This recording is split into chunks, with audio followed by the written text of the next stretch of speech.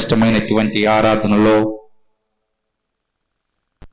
సాగటానికి కృప చూపిన ప్రభు నామానికి మరొక మారు వందనాలు స్తోత్రాలు చెల్లిస్తూ ఈ సమయము శ్రేష్టమైనటువంటి మాటలను,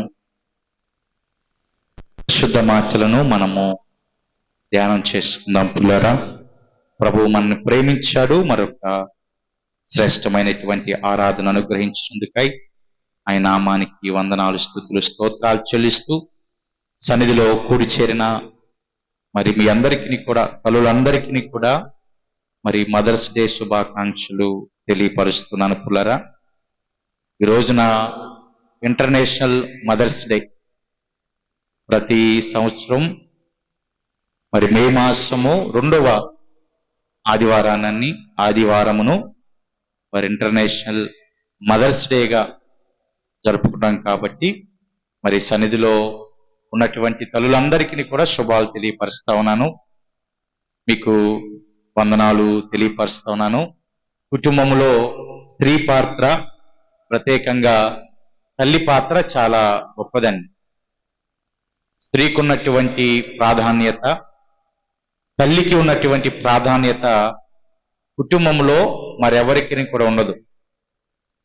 కష్టపడి రోజంతా పనిచేస్తూ ఇంటిని చక్కదిద్దుతూ బిడ్డల యొక్క యోగక్షేమాలను చూస్తూ, యజమాని యొక్క యోగక్షేమాలు చూస్తూ కుటుంబము కోసము ప్రార్థన చేసే తల్లిగా, బిడ్డల కోసము ప్రార్థన చేసే తల్లిగా, సంఘము కోసము, దైవజనుల కోసము, రక్త సంబంధుల కోసము ప్రార్థన చేసేటటువంటి మరి తల్లిగా ఆ స్థానంలో ఉన్నటువంటి మీ బాధ్యత చాలా గొప్పది.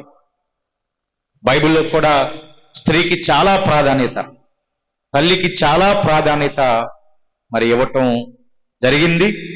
మరి అటువంటి శ్రేష్టమైనటువంటి తల్లులుగా మీరున్నందుకై మరొక మారు మీ అందరికీ కూడా వందనాలు తెలియపరుస్తూ, మరొక మారు ఇంటర్నేషనల్ మదర్స్ డే యొక్క శుభాలు, శుభాకాంక్షలు మీకు తెలియపరుస్తూ కొద్ది సమయము దైవ సందేశాన్ని మనము ధ్యానం చేద్దామండి. 68వ కీర్తనలో ఉన్నటువంటి ఒక మాటను మనం చదువుకుందాం. 68వ కీర్తన 11వ వచనాన్ని చదువుదాం. ప్రభు మాట సెలవిచ్చుచున్నాడు, దానిని ప్రకటించు స్త్రీలు ఎలా ఉన్నారంట పిల్లరా? స్త్రీలందరూ ఎలా ఉన్నారంట? గొప్ప సైన్యముగా. అంటే స్త్రీలో అందరూ వచ్చేస్తారు కదండి. తల్లి వచ్చింది, సహోదరి వచ్చింది, వృద్ధాప్యున్నటువంటి తల్లులు కూడా వారి అమ్మమ్మ స్థానంలో ఉన్నని, నాయనమ్మ స్థానంలో ఉన్నని వారిని మనము స్త్రీగా సంబోధిస్తాం. ప్రభు లేఖనాలు మాట్లాడుతున్నాయి పిల్లలు. ఇక్కడ ప్రభు మాటని సెలవిచ్చుచున్నాడు, దాన్ని ప్రకటించే స్త్రీలు గొప్ప సైన్యము. ఆమేన్. అంటే ఈ సన్నిధిలో ఉన్నటువంటి స్త్రీలందరూ ఎలా ఉన్నారంట పిల్లరా? మరి మీ సైన్యానికి ఎదురొస్తే విజయమా అపజయమా? విజయమే. ఆమేన్. అంటే మీకు ఎదురొచ్చేటటువంటి వాళ్ళు ఇంకెవరు లేరు, అంతే కదండి. స్ట్రాంగ్ గా చెప్తున్నారా? దేవునికి స్తోత్రం కలుగునుగాక. సరే, గొప్ప సైన్యముగా మరి స్త్రీలని బైబిల్ గ్రంథం వర్ణిస్తున్నటువంటి విధానాన్ని ఇక్కడ మనం చూస్తూ ఉన్నాం. అందరూ గొప్ప సైన్యంగా కాలేరండి, అందరూ కూడా గొప్ప సైన్యముగా కాలేరు. ఎవరు గొప్ప సైన్యంగా అవుతారంటే దేవుని మాటను ప్రకటించే స్త్రీలు. ఆమేన్. అదే మాట ఉంది కదా, దాన్ని ప్రకటించేటటువంటి స్త్రీలు ఏ రీతిగా ఉంటారంటే గొప్ప సైన్యముగా. ఇప్పుడు మీరు గొప్ప సైన్యముగా అవ్వాలంటే దేనిని ప్రకటించాలి? దేవుని మాటను, సువార్తను ప్రకటించాలి. ప్రభు యొక్క మాటను ప్రకటిస్తే, ప్రభు యొక్క సువార్తను ఎదుటి వారికి విస్తరింపజేసే స్థానంలో నీ ఉంటే అనేక మందికి ప్రభు సువార్తను పంచుకునేటటువంటి స్థానంలో మీరుంటే అటువంటి వారిని ఆ బైబిల్ గ్రంథం ప్రోత్సహిస్తూ వారికి దేవుడిచ్చినటువంటి గొప్ప నామము వారు సైన్యము. ఎవరంటే పిల్లారా? సైన్యము, గొప్ప సైన్యము వారు. ఇందాక మీరు అడిగితే మేము గొప్ప సైన్యమే అన్నారు. ఇప్పుడు చెప్పండి, యేసు సువార్తను ప్రకటించేవారు గొప్ప సైన్యం. అయ్యా మేము సువార్తను ప్రకటించకపోతే సైన్యంగా కాలేమా? ఈ వచనం ప్రకారంగా అయితే కాలేం. దానిని ప్రకటించే స్త్రీలు గొప్ప సైన్యముగా ఉన్నారు. అంటే ప్రభు యొక్క ఉద్దేశం ఏంటంటే ప్రతి స్త్రీ కూడా ఈ విధమైనటువంటి స్థితిగతులలోనికి రావాలి. ఆమేన్. కాబట్టి స్త్రీ ద్వారా ఎన్నో అద్భుత కార్యాలు జరుగుతాయి. స్త్రీ ద్వారా బైబిల్ గ్రంథంలో ప్రభువు వారు అనేక అద్భుత కార్యాలు జరిగించారు, అనేక ఆశ్చర్య కార్యాలు జరిగించారు. ఇంకా చెప్పాలంటే పులారా, స్త్రీ ద్వారా గొప్ప విడుదలను ప్రభువు వారు జరిగించినట్లుగా లేఖనాల్లో మనం చూస్తూ ఉన్నాం. ఈ దినాన అటువంటి స్త్రీ గురించే మనము ధ్యానం చేద్దాం. ఆ స్త్రీ గురించి పెద్దగా ప్రస్తావించబల్ల, ఆ స్త్రీ యొక్క నామము కూడా బైబిల్లో రాయబల్ల. కానీ ఆ స్త్రీ చేసిన ఒక పని ఇశ్రాయేలు జనాభాకి విడుదలొచ్చిందంట. ఆమేన్. ఒక స్త్రీ జరిగించినటువంటి ఒక పని ద్వారా జనాభా అంతటికి ఏమొచ్చిందంట పిల్లరా? విడుదలొచ్చింది. అప్పుడు వరకు నిరాశలో ఉండిపోయినా, అప్పుడు వరకు నిట్టూర్పులో ఉండిపోయినా, అప్పటి వరకు బాధలో ఉండిపోయినా, ఏం చేయాలో దిక్కుతోచని స్థితిలో ఉండిపోయినటువంటి జనులందరికీ కూడా ఒక స్త్రీ ఏం తీసుకొచ్చిందంటే విమోచన తీసుకొచ్చింది. చూద్దాం పిల్లలు, కొద్ది సమయం ధ్యానం చేద్దామా? అయితే ఆ విషయాన్ని ధ్యానం చేసే ముందు అసలు ఇశ్రాయేలు ఎందుకు అంత బాధపడ్డారు? ఎందుకు అంత బాధ వారికి కలిగింది? ఎందుకు ఈ స్త్రీ ద్వారా వారికి విముక్తిని ప్రభువు వారు కల్పించారు అనేటటువంటి నేపథ్యాన్ని గనక మనం చూస్తే పుల్లారా, న్యాయాధిపతుల గ్రంథము 9వ అధ్యాయానికి మనం వచ్చేద్దామండి. న్యాయాధిపతుల గ్రంథములో 9వ అధ్యాయము పుల్లారా, 1వ వచనం నుంచి లేఖనాలను మనం చూద్దాం. యెరుబ్బయలు కుమారుడైన అబీమెలెకు షెకెములోనున్న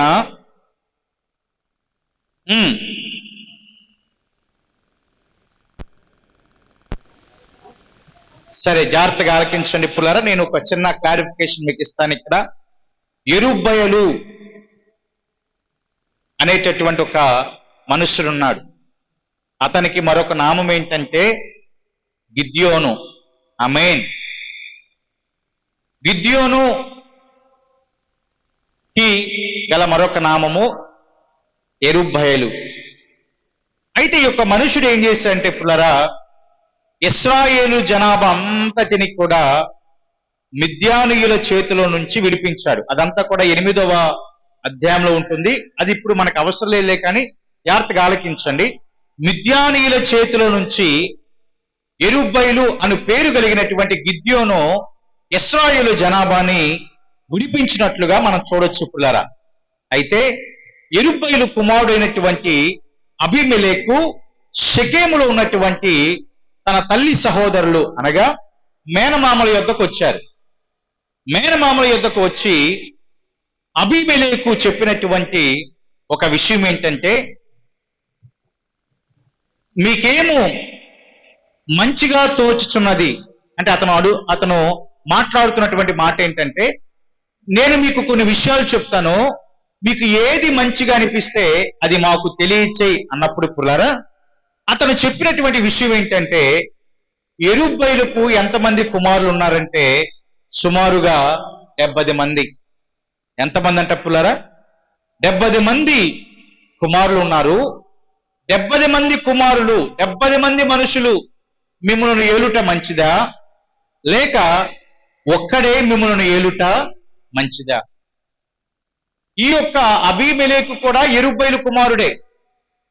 కానీ వచ్చేమన్నాడు, ఇదిగో మా తండ్రికి ఇంకా 70 మంది కుమారులు ఉన్నారు, వారందరూ మిమ్ములను ఏలుట మంచిదా, లేదా నేను మిమ్ములను ఏలుట మంచిదా అని అన్నారు. మరి మేనమామలకి మేనల్లుడి మీద ఇష్టం ఉండేది కదండి. వారితో చెప్పారు కదా మాట, తల్లి సహోదరులతో చెప్పాడు కదా. వీరందరూ కూడా ఏక కంఠ స్వరముతో చెప్పినటువంటి మాట ఏంటంటే, అయ్యా వారు వద్దు, నీవే మమ్ములను ఏలు అన్నారు. 70 మంది అవసరము ఏమాత్రము కూడా లేదు. మీరేం చేయాలంటే నువ్వే మమ్ములను ఏలాలి అని చెప్పినప్పుడు, ప్రియ దేవుని సంగమా, నిశ్చయంగా దానికి అతను అంగీకరించాడు. ఆ యొక్క మనుషులు ఏం చేశారంటే, బయల్పేరీతు గుడిలో ఉన్నటువంటి 70 తులముల వెండి తెచ్చి ఎవరికి ఇచ్చారంటే అబీమెలెకుకి ఇచ్చేశారు. అబీమెలెకుకి ఆ వెండి ఇచ్చినప్పుడు ఆ యొక్క ధనము ద్వారా, దాని ద్వారా అబీమెలెకు ఏం చేశాడంటే తన దగ్గర కొంతమంది అల్లరి జనాన్ని పెట్టుకున్నాడండి.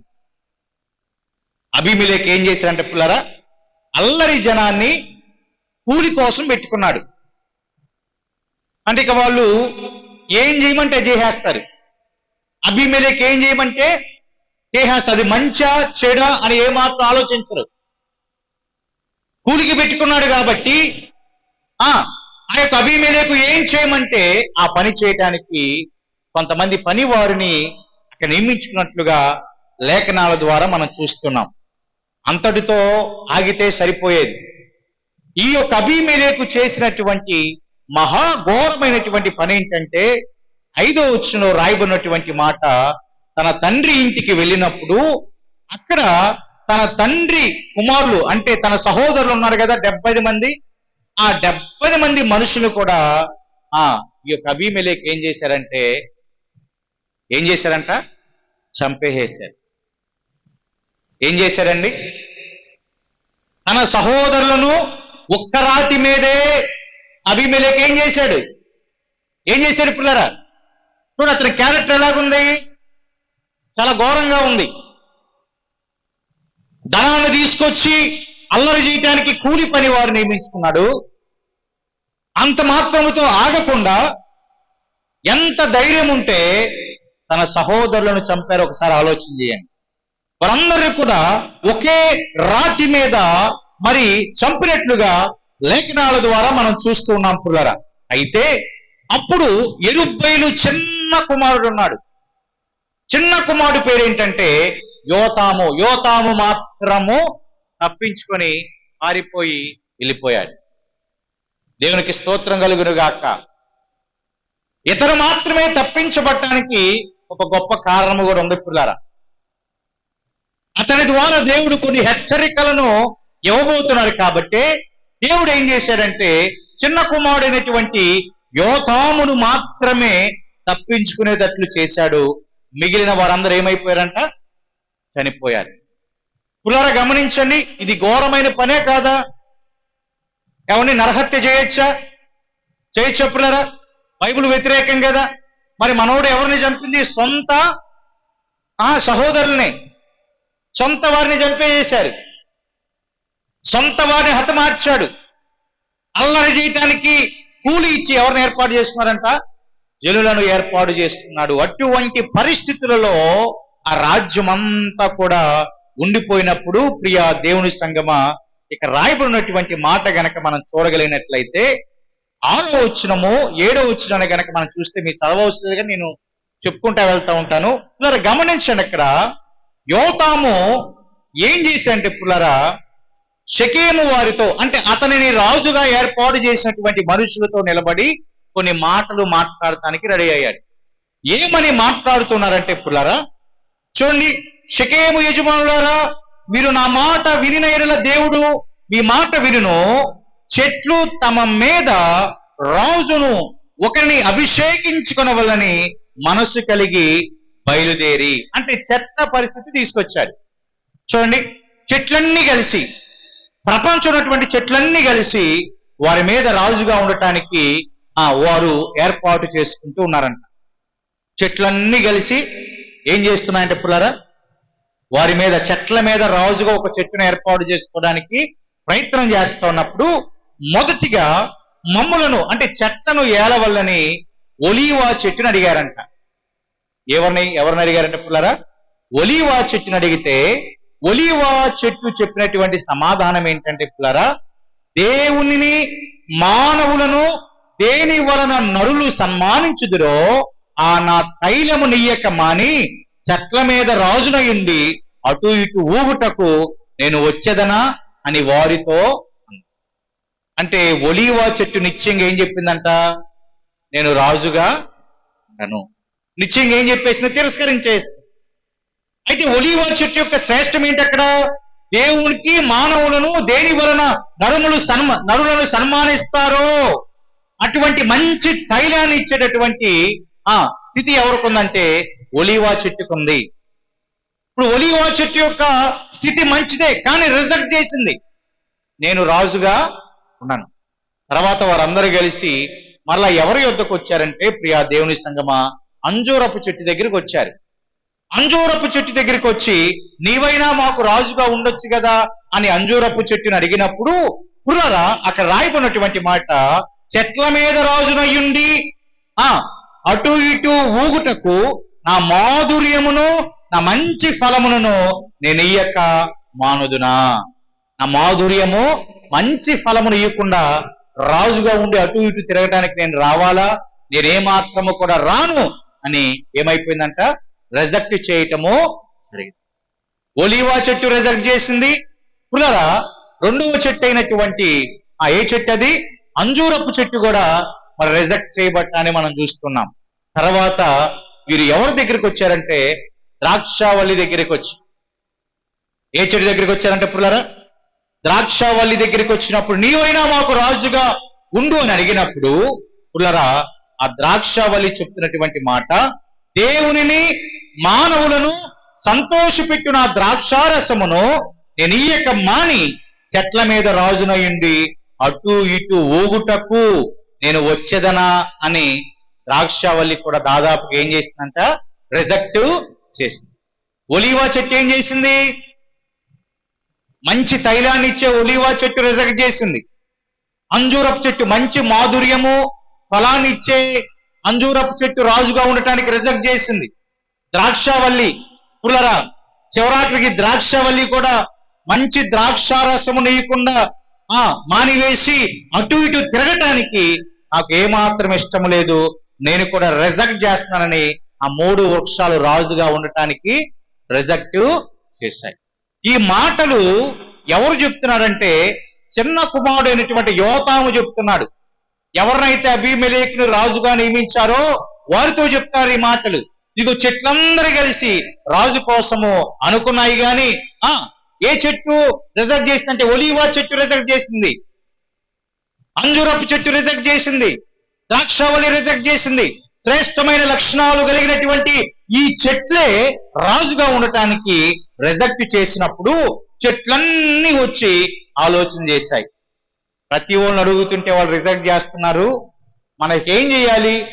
చివరాఖరికి ఎవరిని మనకి రాజుగా ఎంచుకోవాలనుకున్నప్పుడు ఆ చెట్లన్నీ కలిసి ఎక్కడికి వచ్చాయంటే పుల్లరా ముండ్ల పొద దగ్గరకు వచ్చాయి.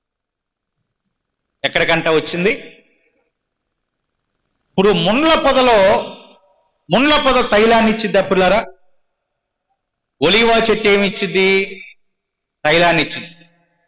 ముండ్ల పొదలు మాధుర్యము కలిగిన ఫలాలు ఇస్తాయా? ఇవ్వవు. కానీ అంజూరపు చెట్టు ఏం చేసిద్ది? మాధుర్యము కలిగినటువంటి ఫలములను ఇస్తుంది. మరి ముళ్ళ చెట్టు మనుషులను సంతోషపెట్టే ద్రాక్షారసాన్ని ఇవ్వగలదా? ఇవ్వదు. ఎవరిస్తారు? ద్రాక్షావల్లి మాత్రమే ఇస్తుంది. ముళ్ళ చెట్టు ఏమాత్రము కూడా ఇవ్వలేదు. కానీ చెట్లన్నీ కలిసి ఎవరి యొద్దకు వచ్చాయంట? ముండ్ల పొద యొద్దకు వచ్చి నీవే రాజుగా ఉండు అని మనవి చేయగా ముండ్ల పొద చెప్తున్నటువంటి మాట, మీరు నిజముగా నన్ను మీ మీద రాజుగా నియమించుకున్న గోరినెడలా రండి, నా నీడను ఆశ్రయించుడి, లేదా అగ్ని నాలో నుండి బయలుదేరి లెబానోను దేవదారు చెట్లను కాల్చివేయనని చెట్లతో చెప్పెను. ఇప్పుడు జాగ్రత్తగా ఆలకించండి పిల్లరా. ఇప్పుడు ముండ్ల పొద ఎవరిని ఎవరిని పోల్చబడిందంటే అబీమెలెకుతో పోల్చబడింది. ఇప్పుడు ఒలీవా చెట్టు, అంజూరపు చెట్టు, ద్రాక్ష చెట్టు ఎవరికి సాదృశ్యంగా ఉన్నాయంటే ఈ యొక్క అబీమెలెకు చంపిన 70 మంది మనుషులు ఉన్నారే, వారందరూ కూడా మంచి క్యారెక్టర్ కలిగిన మనుషులు. దేవునికి స్తోత్రం. కానీ ఈ జనాభా ఏం చేశారంట? మంచి క్యారెక్టర్ కలిగినటువంటి వారిని విడిచిపెట్టేసి ఏం చేశారు? ముళ్ళ తుప్ప, ఏమాత్రము మాధుర్యము లేని, ఏమాత్రము తైలము ఇవ్వని, ఏమాత్రము ద్రాక్షారసమునివ్వని, ఏమాత్రము మనుషులను సంతోషపెట్టే విధానములు లేనటువంటి ముళ్ళ పొదలాంటి అబీమెలెకుని వారికి ఎలాగ ఎంచుకున్నారంట? రాజుగా. మరి ముళ్ళ పొదను తీసుకొచ్చి పెట్టినప్పుడు ఆ ముళ్ళు కూడా ఏమవుతాయంట? ఇచ్చుకుంటాయండి, భరించాల్సిందేగా. ఏరికోరి తెచ్చుకున్నాం కదా, ఏరికోరి తెచ్చుకున్నప్పుడు భరించాల్సిందే. ఇంకా ముళ్ళ పొద వార్నింగ్ ఇస్తుంది ఇక్కడ ఏమని? నన్ను రాజుగా నియమించుకున్నారా, సరి మీరు గనక ఎక్కువ తక్కువ గనక చేస్తే నా నుండి అగ్ని బయలుదేరి లెబానోను దేవదారు చెట్లను కాల్చివేని చెట్లతో చెప్పనగా మీరు గనక ఎక్కువ చేస్తే నేనే మిమ్మల్ని మరలా శిక్షిస్తాను అనే మాటలు యోతాము వారికి చెప్తా ఉన్నారు. యోతాము చెప్తూ వారికి చెప్పినటువంటి మరొక మాట ఏంటంటే, నా తండ్రి అయినటువంటి గిద్యోను మీ నిమిత్తము తన ప్రాణమును నిర్లక్ష్య పెట్టి యుద్ధము చేసి మిద్యానీయుల చేతుల నుంచి మిమ్మలను విడిపించెను. కానీ మీరు మా తండ్రి మీద, మా తండ్రి కుటుంబము మీద ఏమాత్రము కూడా మీరు పాజిటివ్నెస్ లేకుండా మీరేం చేశారంటే 70 మంది సహోదరులు చంపటానికి మీరు కారకులయ్యారు. ఒక దుర్మార్గుణ్ణి రాజుగా ఎన్నుకోవటానికి మీరే కారకులయ్యారు అనే మాట దేవుడు యోతాము ద్వారా పలికించినట్టుగా లేఖనాల ద్వారా మనం చూస్తూ ఉన్నాం. దీని అంతటిని బట్టి పుల్లరా మనకి కొన్ని విషయాలు అర్థం కావాలి. ఇక్కడ కొన్నిసార్లు కొన్ని సందర్భాలు మనకి కరెక్టుగా అనుకునేటటువంటి నిర్ణయము బహుశా అది మన జీవితాలని కష్టాల వైపునకు నడిపించవచ్చు కదండి. కరెక్టు అని అనుకునేటటువంటి ఆలోచన కొన్నిసార్లు మన యొక్క కుటుంబాలని బాధల వైపునకు నడిపించవచ్చు. ఈ షెకెము వారంతా కూడా, మేనమామలందరూ కలిసి కూడా ఈ మనుషుడు కరెక్టేమో అని అనుకొని అతను ఎన్నుకోవటం జరిగింది. కానీ అతని ద్వారా చాలా ప్రమాదము తర్వాత జరగబోతా ఉంది. మనుషులు ఏం చేశారంటే మంచి చేసిన గిద్యోను కుటుంబాన్ని ఏం చేశారు? పక్కన పెట్టేశారు. గిద్యోను యొక్క కుమారులను పక్కన పెట్టేశారు. ఏమాత్రము మాధుర్యము లేని, ఏమాత్రము మంచి లేని 70 మంది కుమారులను చంపిన ఒక మనుషుని వారు ఏం చేశారంట? రాజుగా ఎన్నుకున్నారు. దాని పర్యావసానం చాలా గొప్పగా ఉండబోతుందండి. ముళ్ళ చెట్టు తీసుకొచ్చి పెట్టారు కాబట్టి ఆ ముళ్ళ గాయాలు ఎలా ఉంటాయో ఇప్పుడు ఆ జనాభా తెలుసుకోబోతున్నారు. జాగ్రత్తగా ఆలకించండి పిల్లరా. యోతాము ఈ మాటలు ప్రకటిస్తూ ఉన్నాడు. తండ్రికి మీరు అన్యాయం చేశారు, తండ్రి మీకోసం ఒక పోరాటం చేశాడు, విద్యానీయుల చేతుల నుంచి విడుదల వైపునకు మిమ్మల్ని నడిపిస్తే, క్షేమము వైపునకు మీరు నడిపిస్తే, అతని మీద, అతని కుమారుల మీద మీరు ఏ మాత్రము కూడా ఉపకార బుద్ధిని చూడకుండా మీరేం చేశారంటే అబీమెలెకును రాజుగా మీరు నియమించుకున్నారు. అబీమెలెకును మీరు రాజుగా నియమించుకున్నారని చెప్పేసి దాదాపుగా ఈ యొక్క యోతాము ఏం చేశారంటే ఆ మాటలు ప్రకటించినటువంటి తదుపరి అబీమెలెకునకు భయపడి అతను కూడా బేరు అనేటటువంటి ప్రాంతానికి వెళ్ళిపోయాడు. ఇప్పుడు ఈ యొక్క సంఘటన అంతట్లో మనం తెలుసుకోవాల్సినటువంటి విషయం ఏంటంటే అబీమెలెకు యొక్క క్యారెక్టర్ అండి. అబీమెలెకు యొక్క క్యారెక్టర్ చూడండి. అతను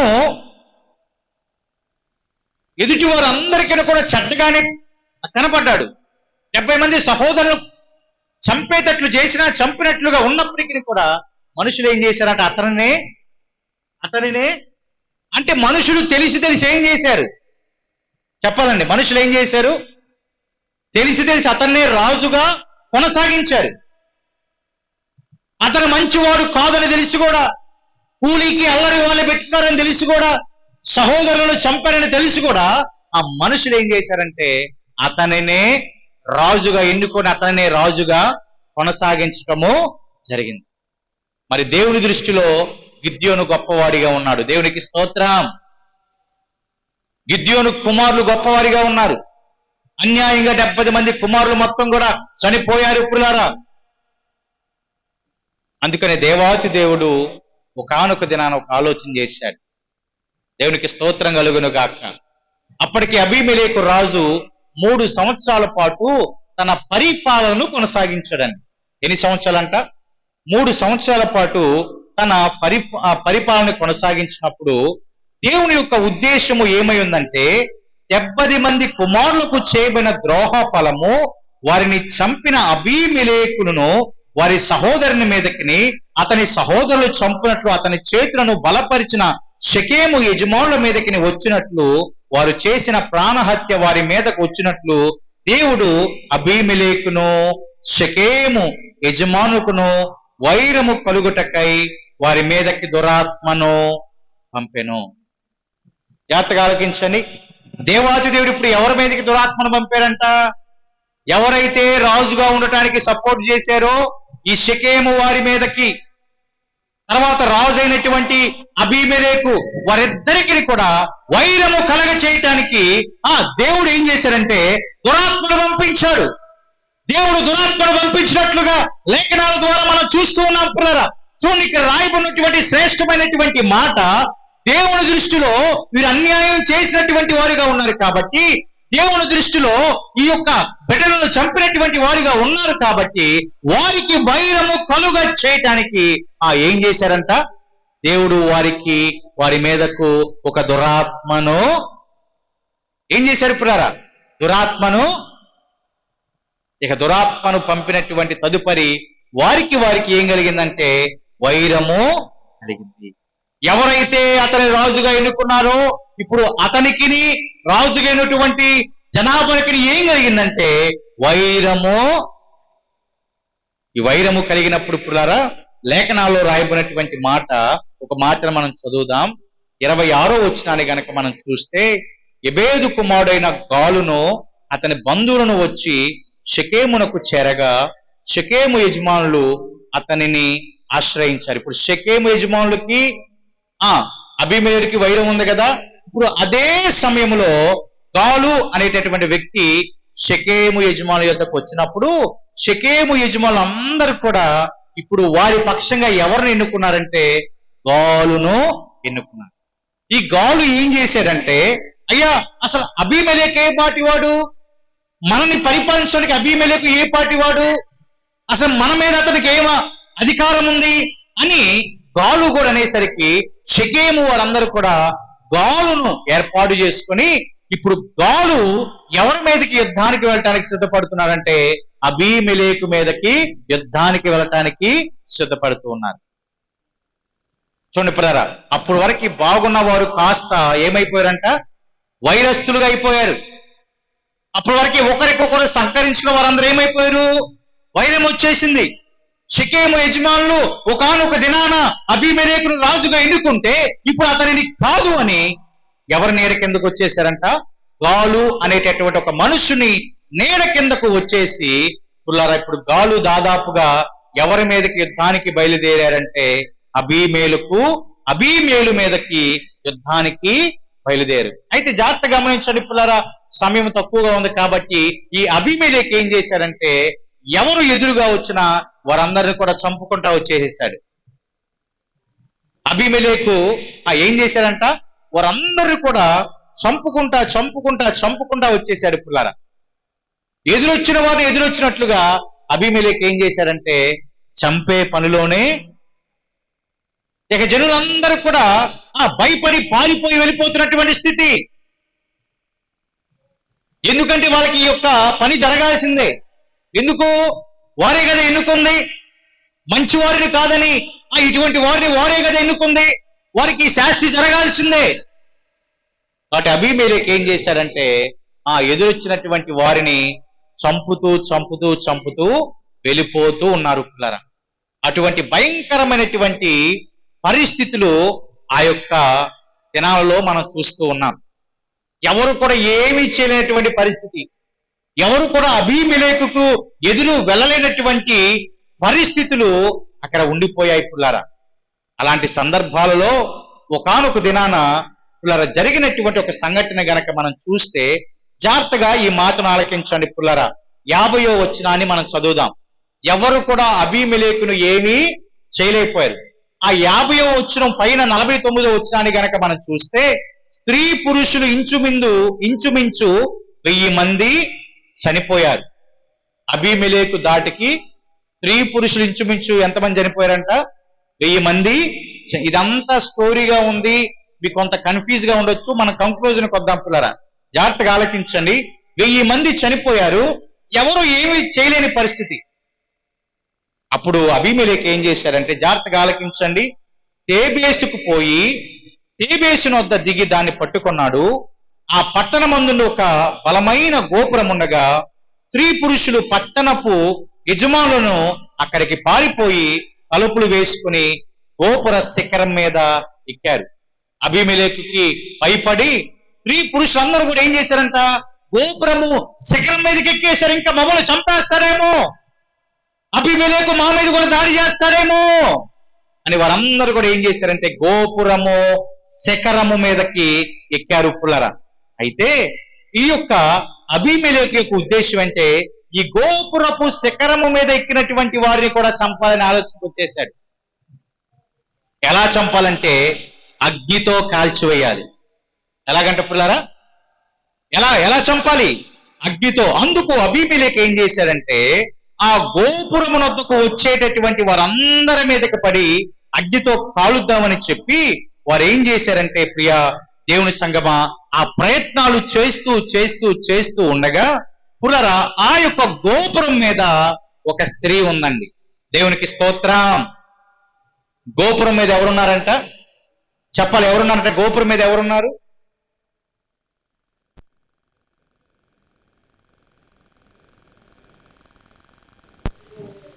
భయపడినటువంటి ఆ స్త్రీ, అందరిలాగే భయపడిపోయి పాక్కున్నటువంటి ఆ పరిస్థితి.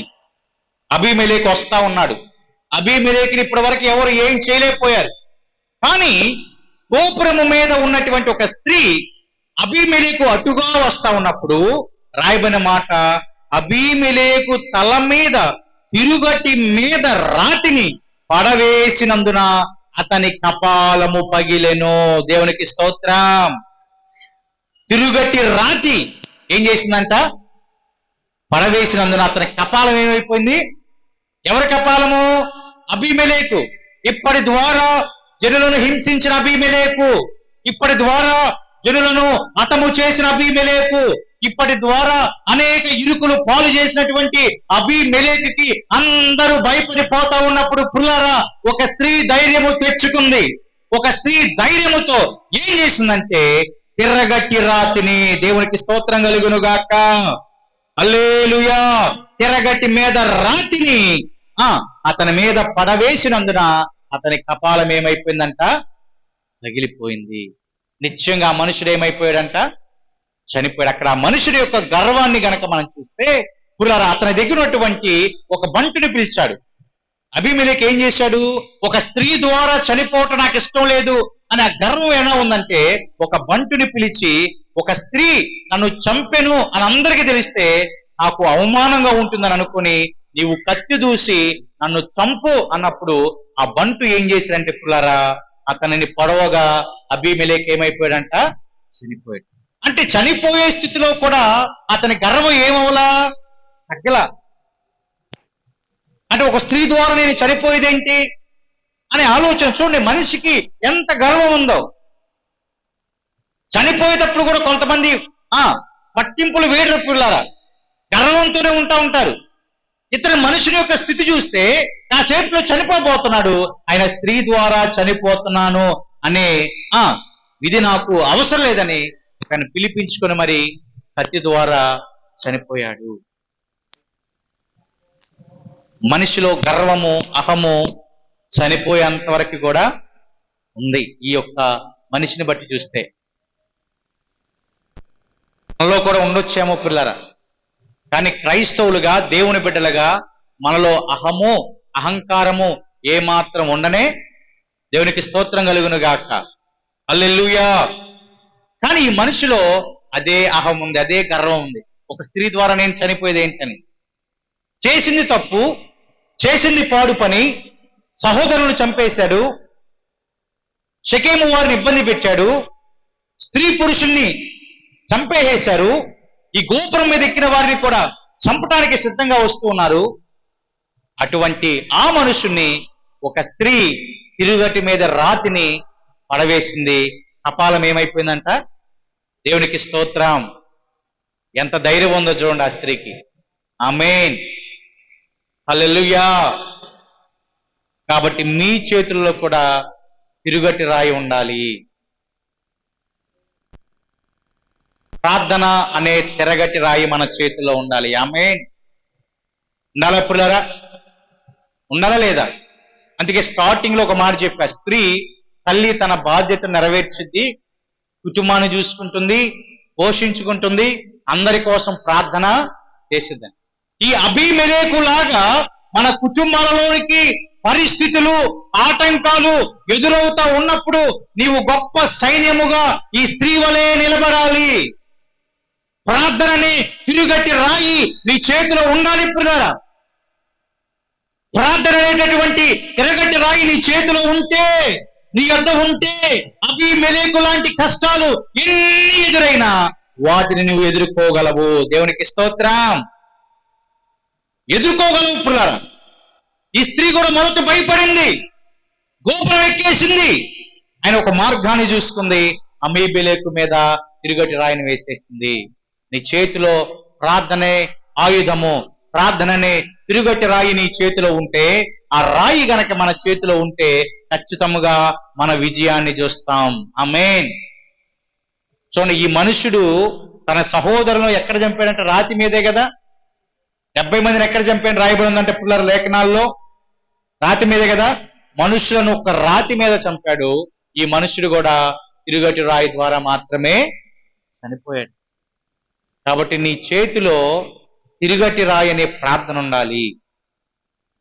అబీమెలెకు లాంటి శ్రమలు ఎదురైతే, నీకు అబీమెలెకు లాంటి కష్టాలు ఎదురైతే, అతని లాంటి నిందలు ఎదురైతే భయపడకుండా, జడియకుండా, బాధపడకుండా, స్త్రీ స్థానంలో ఉన్నటువంటి సహోదరి తల్లి స్థానంలో, అక్క స్థానంలో, చెల్లి స్థానంలో, ప్రతి స్థానంలో ఉన్నటువంటి స్త్రీ తెలుసుకోవాల్సినటువంటి గొప్ప విషయము ప్రార్థన అనే తిరగట్టి రాయి చేతిలో ఉండాలి. దేవునికి స్తోత్రం. ప్రార్థన అనేటటువంటి రాయి, విశ్వాసం అనేటటువంటి రాయి మీ చేతిలో గనక ఉంటే, అప్పుడు లేఖనాలు సెలవిస్తున్నట్లుగా మీరు గొప్ప సైన్యముగా ఉంటారండి. దేవునికి స్తోత్రం కలుగును గాక. ఇక ఈ సైన్యానికి ఎదురవి వచ్చేటటువంటి ఏ బాధ అయినా పోవాల్సిందే, ఏ కష్టమైనా పోవాల్సింది. ఎందుకంటే మీ చేతిలో ఏముంది? ఇక్కడ సైన్యం చేతిలో ఏముంది? సువార్త ప్రకటించే సైన్యం చేతిలో ఏముంది? ఇక్కడ ప్రార్థన అనే తిరుగటి రాయి ఉంది, విశ్వాసం అనే రాయి ఉంది. కాబట్టి ఏ కష్టం వచ్చినా ఈ సైన్యము ముందు నిలబడదు. దేవునికి స్తోత్రం. ఈ నీ కుటుంబాల్లో, వ్యక్తిగత జీవితాలలో, యజమానుల జీవితాల్లో బాధలు, కష్టాలు మొత్తం పోవాలంటే నీ చేతిలో ప్రార్థన అనే తిరుగటి రాయి ఉండాలి, విశ్వాసం అనే తిరుగటి రాయి ఉండాలి. పులారా, గొప్ప విధానంలోనికి కనుక మనం నడవగలిగినట్లయితే దేవాతి దేవుడు మన కుటుంబాన్ని దీవించే దేవుడుగా, ఆశీర్వదించేటటువంటి దేవుడుగా ఉంటాడండి. దేవునికి స్తోత్రం కలుగును గాక.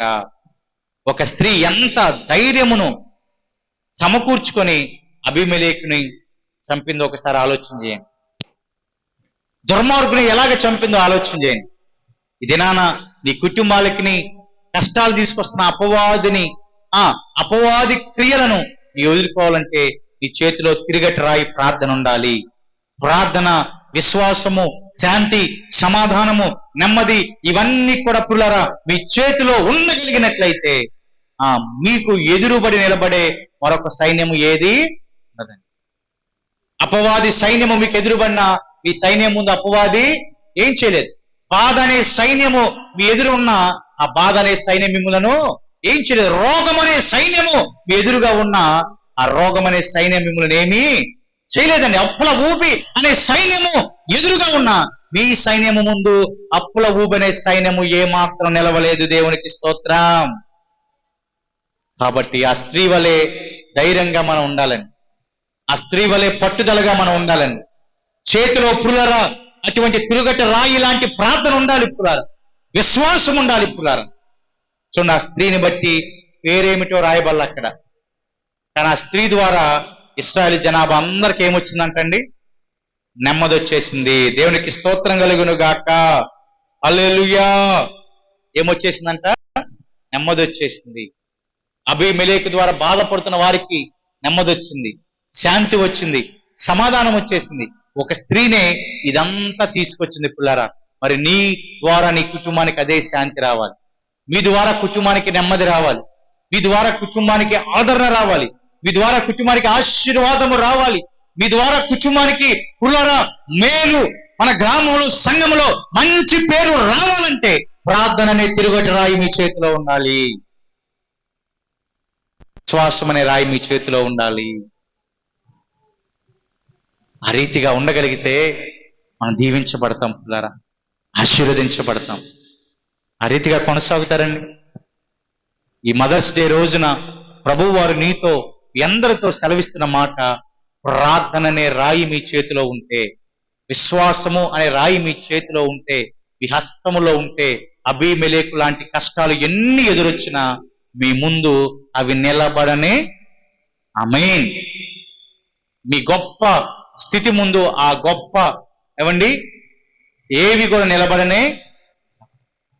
ఆ రీతిగా ఆత్మీయ స్థితిలో కొనసాగాలి, ఆ రీతిగా ఆత్మీయ స్థితిలో నువ్వు ఎదగాలి.